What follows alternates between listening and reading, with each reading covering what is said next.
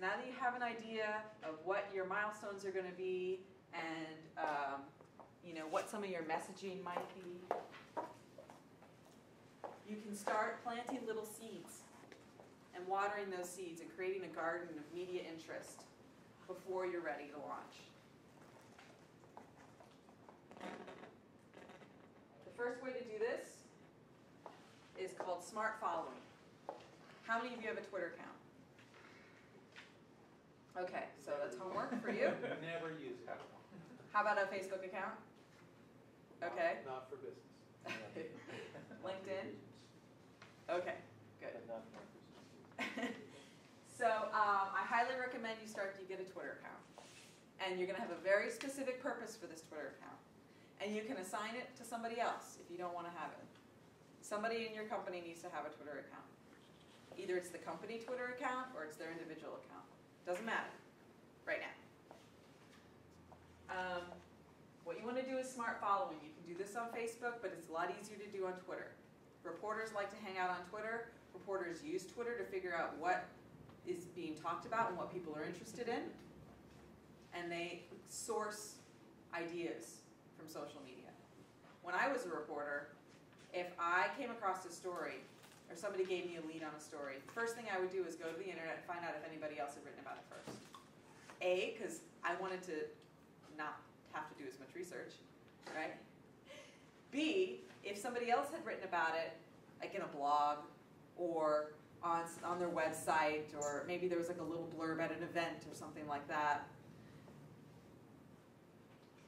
If there was interest there, then I could take that interest and I could put it out into a broader audience. But if there's no interest in the little areas, then why should I pay attention to it? If the people who are deep into this industry or into this topic aren't even talking about it, then I'm not going to pay attention as a top-tier reporter. So the way to get buzz going about your company is to start participating in social media and connecting with reporters, connecting with outlets. There's a lot of industry insiders with a lot of followers that you can follow. And when you follow them, then people start following you. And then what you want to do is engage. So send kudos on stories, insights, comments, reply to them, give them more information.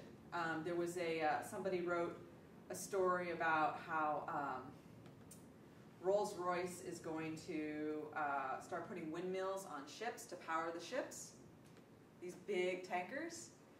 And I wrote back, I was like, I love that. It's like we're getting back to the old way we used to do things before the Industrial Revolution. And then I said, this company, @Handle, so at Cree Buildings and at Velkis, are two other companies that are doing the same thing. And I wrote that at 140 characters, right? And the reporter wrote me back and was like, cool, I'll check them out.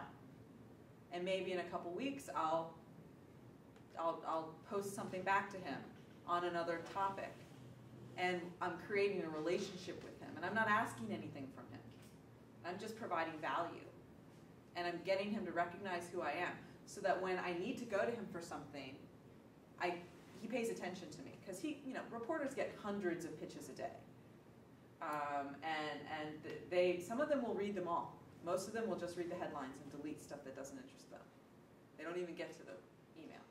So Twitter is another way you can sort of get in, right? They love it because it's like your very limited space, 140 characters. If you can't tell me what you do in 140 characters, I don't need to care, basically. So that's retweeting, that's replying, that's just engaging, sharing their stuff, right?